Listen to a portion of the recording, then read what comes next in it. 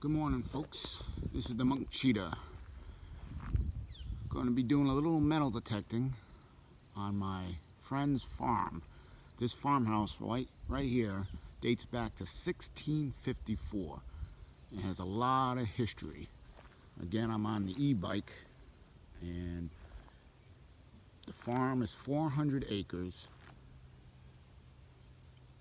and the history dates back to even during the Revolutionary War. This farm provided oxen full of carts full of cheese, apples, and stuff for the Continental Army. Wash hay was used for the Continental Army during the Revolutionary War. This currently is going to be, they're fixing it up. This is the original house.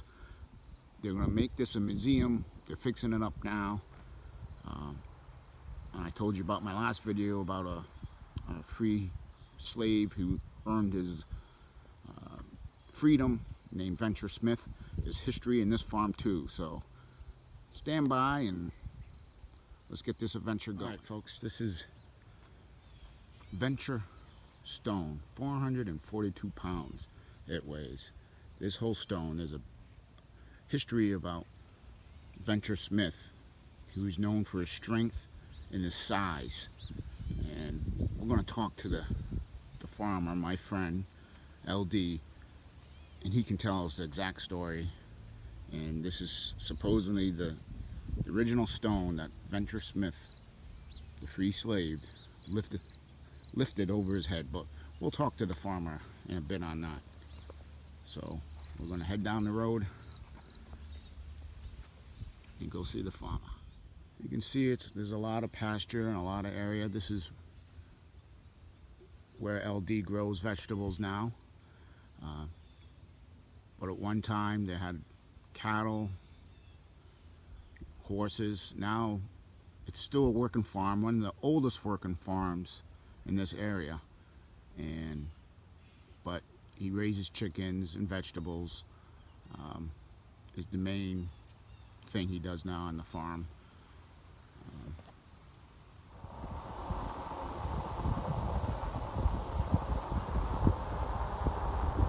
Just a beautiful Sunday morning. There's another part of the farm, the back pasture. You see right over there, they're setting up tents for the Ducks Unlimited Davis Farm Steak and Bake. He has this every year down here. It's for Ducks Unlimited, and you can come down for 35 bucks. You get all kinds of food, steak. I've known LD a long time now. We're hunting partners. I just really started doing metal detecting, and he's going to let me detect a lot of these fields. Hopefully I can find some relics, but we're going to go out over there now and you can meet the legend and the myth, LD. All right, folks, Monk Cheetah back. You can see they're setting up for the Ducks Unlimited Festival. And here is the legend and the myth, LD. He's also a master at cooking. Master chef. So what is the history of the rock, the Venture Stone, over there? Okay, the Venture Stone that's at the farm weighs 442 pounds. And there's a lot of information around about Venture. Some of it, I believe, is misinformation and not historically accurate. But the only story that I can relate about Venture Stone is the way it was related to me from my grandfather. And that was that the ancestors were sending Venture, a slave here, an indentured servant, were sending him over to a neighboring farm to pick up some supplies. And he was going back cross lots from our farm over through Barn Island, over towards Stonington and Mystic. He came upon these two farmers that were putting up stone wall together over in the area of Barn Island. There were actually 3 farms over there in the day. And they had a stone in this stone wall that they couldn't move that they were building. And Venture just went over and picked it up for them and put it in the wall and just left.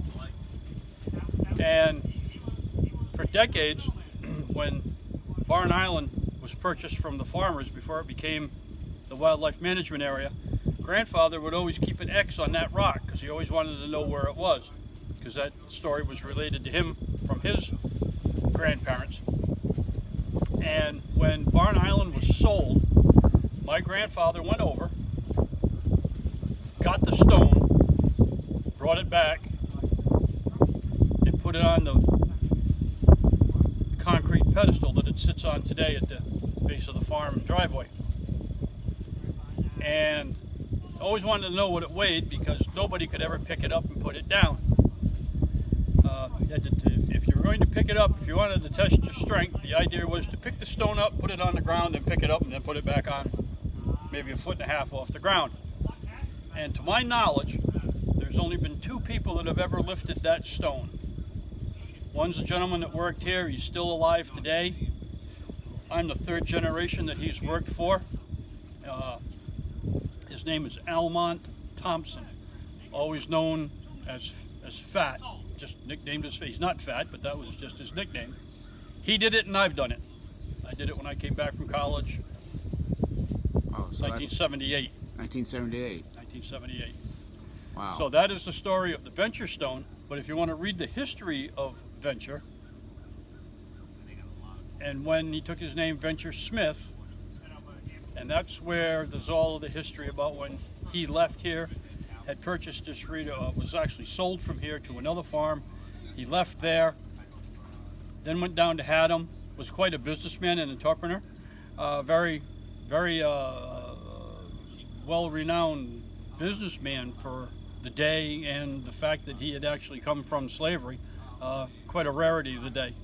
But there's a lot of history on Venture Smith and the Venture Stone. Yeah, you can find that in the history of Stonington, and there's several other books around that have been produced on him. You can look that stuff up on the internet, folks. I'm sure you can find it, but like I say, much of it I believe not to be completely accurate, that some of the research, there's some thought and some topic about the fact that there's some disagreement in the information that's out there as to its accuracy, so you kind of have to filter through it. Well, folks, later on, like I said, LD's going to maybe let me do some metal detecting, and we might find some relics. We'll get back to you if we find something. This is the beautiful Sunday afternoon. You're looking at the mouth of the Pawcatuck River.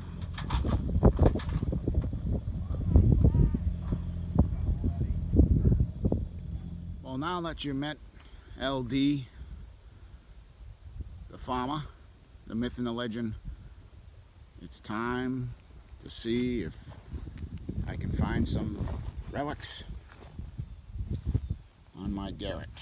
I'm going to try around these fields and see if I find anything.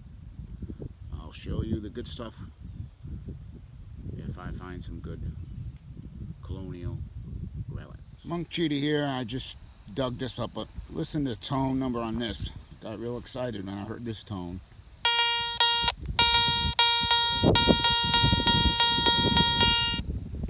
It's about 6 inches down or so. It's a buckle.